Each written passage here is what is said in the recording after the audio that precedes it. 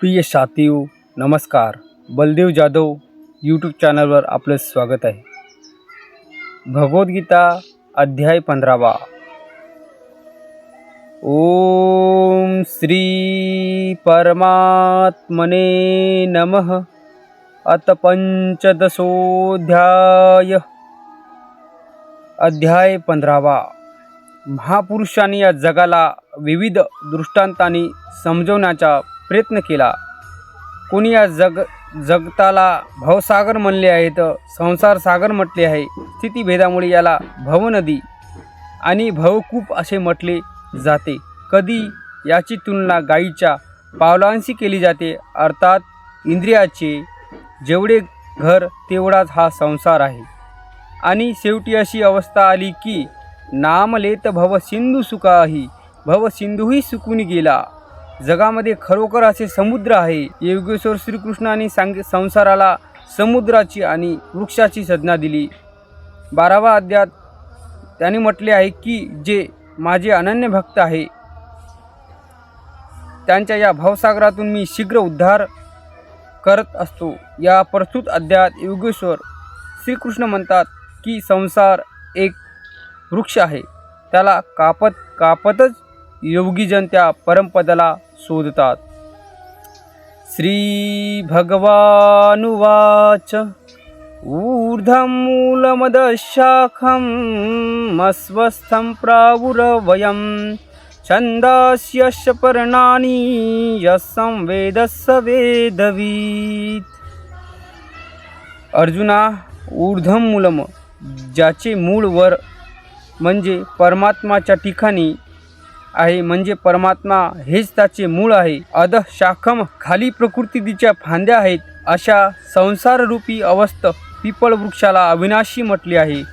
वृक्ष तर अर्थात उद्यापर्यंतही टिकणारा नाही, केव्हाही तो कापला जातो, परंतु तरीही तो अविनाशी आहे. श्रीकृष्णाच्या मतानुसार अविनाशी दोनच गोष्टी आहेत. एक संसाररूपी वृक्ष आणि जे दुसरे त्यांच्यासही पलीकडे असणाऱ्या परमतत्व वेद, म्हणजे या अविनाशी संसार वृक्षाची पाने आहेत. असे म्हटले जाते, जो पुरुष या संसाररूपी वृक्षाला पाहत असतात समजून घेतो तो वेदाचा ज्ञाता होय. ज्याने त्या संसार वृक्षाला जाणलेला आहे त्याला वेदाला जाणले असे समजावे. केवळ ग्रंथ वाचून वेदाला जाणणे येत नाही. ग्रंथ वाचण्याने फक्त त्या मार्गाने जाणण्याची प्रेरणा मिळत असते. पानाच्या ठिकाणी वेदांची काय अवस्था आहे. वास्तविक पुरुष भटकत अंतिम शाखेवर येतो, म्हणजे अंतिम जन्म घेतो, तेव्हाच वेदांचे छंद जे कल्याणाचीच निर्मिती करतात, प्रेरणा देतात, तेथूनच त्यांचा उपयोग असतो, तेथूनच भटकंती समाप्त होतो, तो स्वरूपाच्या बाजूला वळतो. तसेच अधवच्च प्रसुतांतु शाखा गुणप्रभुदा विषय प्रबाला अधवच्च मूलानि निसंगतानि कर्माणि बंधीनि मनुष्यलोके. अशा या संसार वृक्षाच्या 3 गुणांनी वाढलेल्या विषय आणि भोगरूपी पालवी फुटलेल्या शाखावर आणि खाली सर्वत्र पसरलेल्या आहेत. खालील बाजूस कीटकादीपर्यंत, वरील बाजूस देवाभावापासून ब्रह्मापर्यंत सर्वत्र मी या शाखा पसरलेल्या आहेत. तसेच केवळ मनुष्य योनीमध्ये त्या बांधल्या जातात.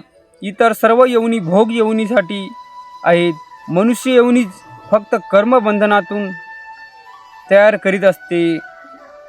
न रूपमस्यः ततो भलभते नातो न चांदी न संप्रतिष्ठा अस्वस्थमेनं सुरूढमूलम् अस्त्रंगशस्त्रेण धूढेन चित्वा.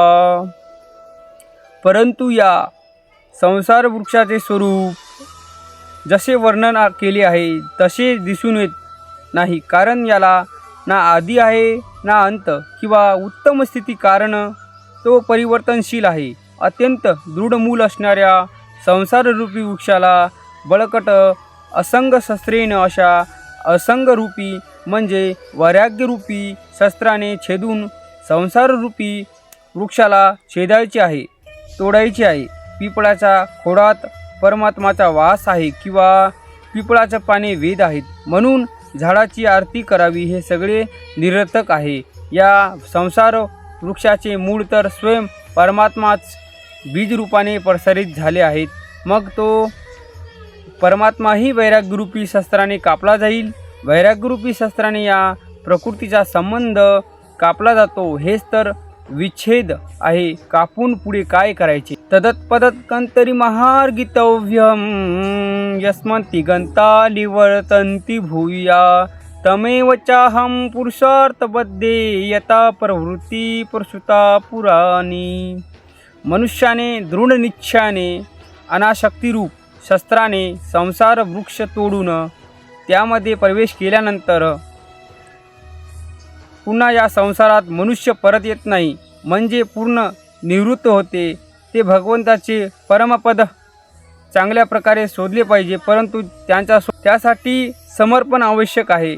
ज्या परमेश्वरापासून संसार वृक्षाची पुरातन प्रकृती विस्तार पावली आहे त्या आदिपुरुष परमात्माला शरण जावे. त्या भगवंताला शरण गेल्यावर संसार वृक्ष संपूर्ण कापला जाणार नाही, परंतु भगवंताला शरण गेल्याशिवाय वैराग्यामध्ये स्थिती झालेल्या पुरुषाला संसार वृक्ष कापला गेला नाही ते कसे समजेल? अशा पुरुषाला कसे ओळखावे? यावर श्रीकृष्ण म्हणतात, निर्माणी मोहा जितसंग दोषा अध्यात्म विवृत्ता विनिवृत्त कामा देवी मुक्ता सुखदुःख सजने गच्छन्ति मूढा पद्मवयंत. वरील प्रकारे समर्पण केल्यानंतर ज्यांचा अभिमान व मोह नष्ट झाला आहे, अशा आसक्तिरूप दोष ज्याने जिंकला आहे, अध्यात्म ज्ञान म्हणजे परमेश्वराच्या स्वरूपाच्या ठिकाणी जे निरंतर स्थित आहे, ज्यांच्या कामना नष्ट झाल्या आहेत आणि सुखदुःख संज्ञा द्वंद्वापासून जे मुक्त झाले आहेत, असे ज्ञानीजन त्या अविनाशी परमपदाला प्राप्त होतो. साधकाला जोपर्यंत ही अवस्था प्राप्त होत नाही तोपर्यंत संसार वृक्ष कापला जात नाही. या अवस्थेमध्ये वैराग्य वृत्तीची आवश्यकता असते, परंतु ज्याला प्राप्त करायच्या त्या परमपदाचे स्वरूप कसे असते?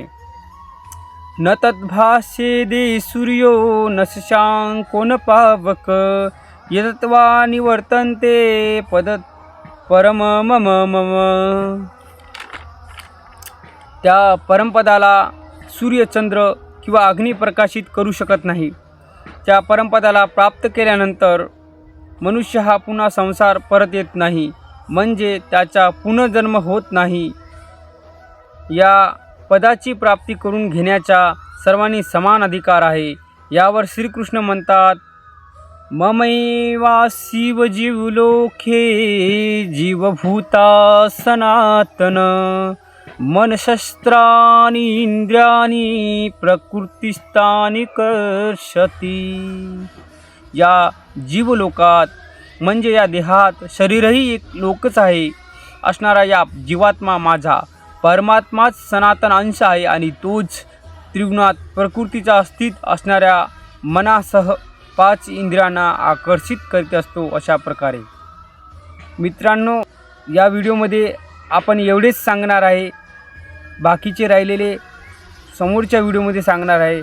जर हा व्हिडिओ आपल्याला आवडला असेल तर या व्हिडिओला तुम्ही लाईक करा आणि चॅनलवर तुम्ही नवीन असाल तर या चॅनलला तुम्ही सबस्क्राईब करा, जेणेकरून तुम्हाला अशाच प्रकारचे नवनवीन व्हिडिओ पाहायला मिळेल. जय श्री कृष्ण. राधे राधे.